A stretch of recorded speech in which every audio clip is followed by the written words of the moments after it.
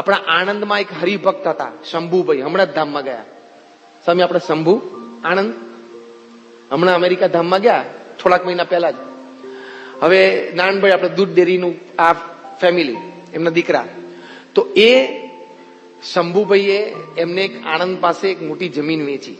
હવે આ પ્રસંગ છે 2013 સાલનો, 14 સાલનો. એક મોટી જમીન એમને વેચી, ખૂબ સારો ભાવ આવ્યો. અને પોતે જમીનનું લેવડ દેવડ વેચદેટ કરતા, કોઈ દાડો બિલ્ડિંગ નતા કરતા. બિલ્ડર નહીં, બિલ્ડર બનાવે નહીં, જમીન લે, રો લે, થોડી વાર રાખે ને પછી વેચી દે. બહુ સારા ભાવે જમીન વેચાણી, કારણ કે ત્યાંથી એક મોટો રોડ નીકળ્યો. એટલે એમણે ધર્મચરણ સ્વામીને ફોન કર્યો શંભુભાઈએ કે મારે એક જમીન વેચાણી છે અને આટલી રકમ આવી છે, તમે બાપાને પૂછી લો. 10 તો હું મંદિરમાં આપી જ દેવાનો છું સેવામાં. 10 પણ બહુ મોટી ફિગર હતી. અને બાપાને પૂછો કે અત્યારે બાપા વિચરણ નથી કરી શકતા, તો ઘણી બધી કદાચ સેવા ઓછી વધતી આવતી હશે, તો સ્વામીને ક્યાંક મોકલવી હોય સેવા, બીજી સેવાની જરૂર હોય, અને આખી રકમ જોતી હોય બાપાને, તો હું આખી રકમ આપી દઉં. એવું એમણે ધર્મચરણ સ્વામી દ્વારા કેવડાવ્યું. એટલે ધર્મચરણ સ્વામી બાપાને પૂછ્યું, અને બાપા તો તે વખતે માનછડી હાથમાં પકડી રાખે. 2014માં નામ નીચું જોવે ને ઊંચું જોવે નહીં. ઘણી વખત તો મોઢામાંથી અહીંથી લાળ પડતી હતી. હા, સેવક સંત આમ મોઢું આડું રાખીને આમ લૂછી લે. એટલે એટલું બધું સ્વામી આમ અશક્તિ બતાવી હતી, એટલી બધી આમ પરાધીનતા દેખાડી હતી. એ 4 વર્ષ જબર ચરિત્ર કર્યા. મૂળ હેતુ એટલો હતો કે આપણામાંથી એમને ધીમે ધીમે ડિટેચ થવું જોઈએ. એક સાથે જો ડિટેચ થઈ જાય ને તો આપણે બધાને બહુ જ અઘરું પડે એવું હતું. કારણ કે આપણે બધા એટલા બધા એમની સાથે હેતપ્રીતથી જોડાયેલા, એમને આપણને એટલું હેતપ્રીત કરીને આમ છાતી સરસા ચાપી રાખેલા. એટલે એમને ખબર હતી કે હું અચાનક દેહ મૂકી દઈશ ને તો સત્સંગમાં બહુ બધાને આઘાત લાગશે, એમને ખબર હતી. એટલે ધીમે ધીમે આપણી વચ્ચેથી એ વિડ્રો થતા હતા. બહુ છેલ્લા 4 વર્ષ પ્રમુખ સ્વામી મહારાજ બહુ પ્લાનિંગ સાથે રહ્યા. હા, એ બધા ચરિત્ર જ કરતા હતા. આમ હાથ ઊંચો ના થાય, આમ માંડ અહીં સુધી આમ પહોંચે એવું કરતા હતા. પછી વિવેક સાગર સ્વામીને એક વખત અમે સંતોએ પૂછ્યું, મેં કહ્યું સ્વામી આટલું બધું આમ થાય છે, આમ અહીં સુધી આમ ચડ કરવી હોય તો આમ ચડ ના કરી શકે, અહીં સુધી આંગળી પહોંચે આમ થાય. પછી સેવક સંતે પાછી ચડ કરી આપવી પડે. વિવેક સાગર સ્વામી આમ સાજી બોલ્યા. એટલે બધાને આપણે મનમાં હતું કે ચરિત્ર જ છે, પણ આપણે એમ થાય કે આમ ખાલી ચડ કરવામાં આટલું બધું શું કામ એમને તકલીફ પડતી હશે? આમ એટલું તો મોટી ઉંમર આપણે બીજા જોયા છે લોકો 90-95 વર્ષ ચડ તો કરી શકે આમ મોઢે આવ્યું હોય તો, પણ આ તો ભારે ચરિત્ર કરતા હતા. વિવેક સાગર સ્વામી પછી અમને એક પ્રસંગ કીધો કે મેં એકવાર અમદાવાદમાં 2013 સાલમાં આમ ચડ કર્યું તો આમ આંગળી ઊંચી કરે. પછી એક વખત કે જમવા બેઠા હતા ને ત્યારે આમ જમવામાં આમ સરખી રીતે પકડે નહીં, આમ પકડે નહીં હાથમાં, આમ મોઢે સુધી લઈ ના જાય. પછી આમ મૂકી દીધું. પછી આમ સાહજિક બેઠા હતા. પછી વિવેક સાગર સ્વામી કે મેં બાપાને પૂછ્યું કે આમ તમને અહીંયા માથામાં છે અહીંયા ચડ આવે તો જો હું આમ ચડ કરી શકું છું તમે કરી શકો? તો સ્વામી કે હા, એમ કહીને આમ ચડ કરી. આમ ચડ કરીને ખબર પડી ઓહ આ તો આપણા ચરિત્રથી વિરુદ્ધનો કાર્યક્રમ થઈ ગયો. પાછો હાથ નીચે મૂકી દીધો. એટલે હી કુડ ડુ એવરીથિંગ, બધું જ કરી શકતા હતા. એ ટાઈમે ઝલક મળી જતી હતી. જે મહારાજે પાંચાળાના 4થા વત્તામાં કીધું કે ભગવાનને સંત કોક વખત ઉતાવળા થઈ જાય ને તો એનું ઐશ્વર્ય છતું થઈ જાય, દેખાઈ જાય. એટલે આ તો એક ચરિત્રની વાત છે. હવે આવો પ્રસંગ ત્યાં થયેલો. એટલે આપણે વાત કરતા હતા હા શંભુભાઈની. તે શંભુભાઈએ બાપાને પૂછાવડાવ્યું. ધર્મચરણ સાહેબ કીધું બાપા આપણો શંભુ. તો સ્વામી કે બાપા આપણો શંભુ આણંદ, શંભુ રાવજીભાઈ, નારાયણભાઈ દૂધ ડેરી, આવું બોલે કે બાપા એને આટલી સેવાની વાત કરી છે, એની જમીન વેચાણી આટલી વાત કરી છે, શું કરવું? એને પૂછાયું છે. 10 આપી દેશે, પછી બીજું કઈ કરવું છે? એટલે સ્વામી આમ ઈશારો કર્યો, આમ 2, એટલે કે એટલી રકમ મોકલી આપે એમ. 2 એટલે પછી પાછળ મેક્સિમમ 0 આપણે જે સમજીએ છીએ સમજવાના. હા, તે ધર્મચરણ સાહેબ ક્યાં મોકલે? સ્વામી માંડ બોલે અમદાવાદ. પછી ધર્મચરણ સ્વામી શંભુભાઈને ફોન કરીને કહ્યું કે બાપા જોડે વાત કરી છે, 10 ધર્મ તો તમે આપ્યો છે એ બરાબર છે, બીજી આટલી રકમ તમે અમદાવાદ મોકલી આપજો અને ઈશ્વરચરણ સ્વામી સાથે વાત કરી લેજો, બાપાએ આવી આજ્ઞા કરી છે. એવું ધર્મચરણ સ્વામી શંભુભાઈને ફોન કર્યો. શંભુભાઈ કે સ્વામી બહુ સારું, બસ મને નિરાશ થઈ ગઈ, બાપાની આજ્ઞા આવી ગઈ. કારણ કે આ બધા હરિભક્તો બહુ નાનપણથી બહુ નિષ્ઠાથી બાપા સાથે જોડાયેલા, અતિ નિષ્ઠાવાન કુટુંબ. હવે આ પ્રસંગ પૂરો થઈ ગયો. 15 દિવસ પછી મહંત સ્વામી મહારાજ બોચાસણ આવ્યા અને પૂનમ આવી. એટલે શંભુને બધા આણંદના હરિભક્તોને વર્ષોથી નિયમ કે પૂનમ બોચાસણ ભરવા જાય.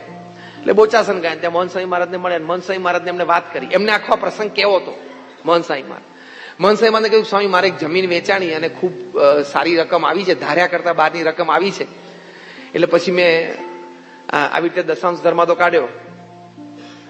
આટલું બોલ્યા ને ત્યાં મોહન સ્વામી મારા સામેથી શંભુભાઈને કે 2 અમદાવાદ મોકલી આપજો. તો કે સ્વામી મને પ્રમુખ સ્વામી મહારાજે આ કહ્યું, આ જ રકમ કહી, આટલી જ કહીને અમદાવાદ મોકલવાનું કહ્યું. મોહન સ્વામી મહારાજ કે એટલે જ અમે કહીએ છીએ. જે પ્રમુખ સ્વામી મહારાજ જે રકમ બોલ્યા ને એ જ રકમ એક્ઝેક્ટ મોહન સ્વામી મહારાજ બોલ્યા. શંભુભાઈએ આ પ્રસંગ બાપા ધામમાં ગયા પછી રવિવારની સભામાં આણંદમાં હરિભક્તોને કહ્યું. એ પ્રસંગે અમે હાજર હતા અને શંભુભાઈ રડતા રડતા પ્રસંગ કહ્યો કે એ વખતે મને આમ પ્રતીતિ આવી ગઈ કે બાપાએ પત્ર લખ્યો છે ને એ બરોબર છે. આ મહંત સ્વામી મહારાજ છે ને એ પ્રમુખ સ્વામી મહારાજનું જ સ્વરૂપ છે. કે જેવું મને પ્રમુખ સ્વામી કીધું એવું જ મહંત સ્વામી કીધું. કેટલા બધા હરિભક્તો સંતોને અનુભવ થયો કે બાપાએ કંઈક વાત એમને કરી હોય જે બંને વચ્ચે જ હોય, બાપા અને એ સંત વચ્ચે જ હોય, બાપા અને એ હરિભક્ત વચ્ચે જ હોય. એની એ જ વાત જે તે સંતને કે જે તે હરિભક્તને સાંઈ બાબા ધામમાં ગયા પછી મહંત સ્વામી મહારાજ પાસે વાત થઈ હોય વ્યક્તિગત રીતે સંતને કે હરિભક્તને, તો મહંત સ્વામી મહારાજ ને રેફરન્સ પણ ના આપ્યો હોય જે તે સંત કે હરિભક્તે, સાહજિક જ આમ પ્રથમવાર વાત કરતા એવી રીતે જ કરી હોય તો પણ મહંત સ્વામી મહારાજ એ જ વાક્ય બોલ્યા હોય એવું ઘણા સંતોને હરિભક્તોનો અનુભવ થયો. આવા 3-4 પ્રસંગ મને પુરુષોત્તમ ચરણ સ્વામીએ કીધેલા કે મને આવો અનુભવ થયો બાપા ધામમાં ગયા પછી. એક જમીન માટેની ત્યાં વાત હતી, મેં મહંત સ્વામી મહારાજને કહ્યું કે સ્વામી આપણી આ જમીન છે. તરત જ મહંત સ્વામી મહારાજ એક વાક્ય બોલ્યા જે મને પ્રમુખ સ્વામી મહારાજે 2010માં કીધેલું. અને એ વાક્ય પુરુષોત્તમ ચરણ સ્વામી કે બાપાને હું 2 જ જાણતા હતા. તો જો આ એ જ પુરુષ છે, આવો મહિમા સમજીને આપણે એમની સાથે જોડાણ રાખવાનું. તો એ વચન સિદ્ધ પુરુષ છે, એ અંતર્યામી છે. એમના દર્શન માત્રથી લોકોને કેવો અનન્ય સદભાવ થાય છે. ત્યાં સુરતમાં 2016માં જે પ્રમુખ સ્વામી મહારાજનો 96મો જન્મજયંતિ ઉત્સવ ઉજવાયો અને બધા સંયોજન સમિતિના બધા સંતો એવી ધારણા કરેલી મિટિંગમાં કે 30 થી 50,000 ની વચ્ચે સંખ્યા રોજ રહેશે. સ્થાનિક સંતો કીધું કે સ્વામી તો લાખ ઉપર જશે, તો સુરત જેવું શહેર છે અને આખો સૌરાષ્ટ્રનો સત્સંગ ઠલવાયો છે છેલ્લા 30-40 વર્ષમાં. છતાં બધાની ગણતરી હતી પણ બધાની ગણતરીથી પર 1,00,000, 1.5 લાખ, 2 લાખ માણસ. અને તમે જન્મજયંતિના એટલે 10 દિવસના ફોટોગ્રાફ જો ને એમાં અમુક ડ્રોન થી ટોપ વ્યૂ થી ફોટોગ્રાફ લીધેલા ને આમ આપણે જો બોલ ઉપરથી નાખ્યો હોય ને તો જમીન ઉપર બોલ પડે જ નહીં, બધાના માથા ઉપર ટપ્પી પડ્યા કરે. એ 10 દિવસમાં એ ઓબ્ઝર્વેશન પૂજ્ય આનંદ સ્વરૂપ સ્વામીએ બહુ જ સરસ ઓબ્ઝર્વેશન થી એમના પ્રવચનમાં વાત કરી કે 10 દિવસમાં આટલા બધો માનવ મહેરામણ સુરતમાં. પ્રમુખ સ્વામી મહારાજની જન્મજયંતિ, પણ પ્રમુખ સ્વામી મહારાજ તો પ્રત્યક્ષ પૃથ્વી ઉપર સદે વખતે હતા જ નહીં. પ્રમુખ સ્વામી મહારાજ તો 2016માં ઓગસ્ટમાં ધામમાં ગયા અને એના 4 મહિના પછીની વાત. પણ કે આટલા બધા લોકો અને પાછો મહંત સ્વામી મહારાજ પ્રત્યેના દર્શન, ગાડી મહંત સ્વામી મહારાજની નીકળે નગરમાંથી તો જે રીતે સત્સંગી નાના મોટા ભાઈ ગુણભાવી પ્રમુખ સ્વામી મહારાજના દર્શન માટે આમ તલ પાપડ થાય ને આમ જોયા કરે ને એમ મહંત સ્વામી મહારાજના દર્શન માટે તલ પાપડ થાય. આનંદ સ્વરૂપ સ્વામી કે આપણે બધા જોયું. અને એક વાક્ય પૂજ્ય આનંદ સ્વરૂપ સ્વામી આટલા અનુભવી સંત, આવા વિદ્વાન સંત, એમણે બહુ સરસ ઓબ્ઝર્વેશન કરીને વાત કરી કે 10 દિવસ સુધી એટલે કે મહંત સ્વામી મહારાજ ગુરુપદે બિરાજ્યા પછી એમના જીવનનો મોટો ઉત્સવ ગુરુપદ તરીકે પહેલો હતો કે સભામાં મધ્યમાં બેઠા હોય અને ગુરુહરિ તરીકે એમને ભવ્ય મોટા હાર પહેરવાના હોય. એ પ્રસંગ એમના જીવનમાં આટલો મોટો ઉત્સવ પહેલો આવતો હતો. તો આટલા મોટા ઉત્સવમાં મહંત સ્વામી મહારાજ, આનંદ સ્વરૂપ સ્વામી બોલે છે કે મહંત સ્વામી મહારાજના ચહેરા ઉપર એ સદગુરુ તરીકે હતા, વિચરણ કરતા હતા અને પ્રમુખ સ્વામી મહારાજની બાજુમાં મંચ ઉપર બેસતા હતા. તે વખતે જે સહજ ભાવ હતો એવો જ સહજ ભાવ